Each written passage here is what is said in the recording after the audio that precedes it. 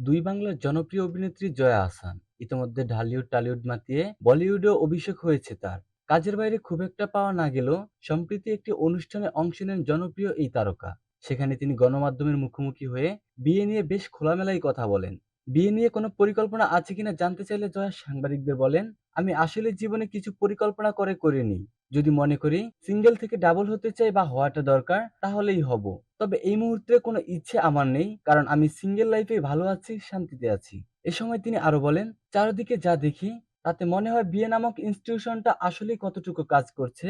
আমি এই ইনস্টিটিউশনের প্রতি শ্রদ্ধা রেখেই বলছি, আমার আপাতত বিয়ের কোনো পরিকল্পনা নেই।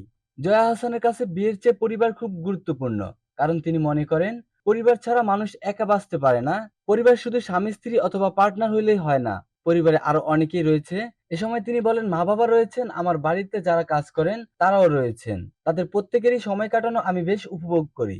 গত বছর বলিউডের আলোচিত সিনেমা পিঙ্ক এর নির্মাতা অনিরুদ্ধ রায় চৌধুরী করক সিং সিনেমায় অভিনয় করে বলিউডে যাত্রা শুরু করেছিলেন জয়া। আর এবারে এই নির্মাতার বাংলা সিনেমায় দেখা যাবে তাকে। সিনেমাটির নাম হলো ডিয়ার মা। বৃহস্পতিবার 23শে মে থেকে সিনেমাটির শুটিং শুরু হয়েছে। এই সিনেমায় প্রথমবার মায়ের চরিত্রে দেখা যাবে জয়া আহসানকে।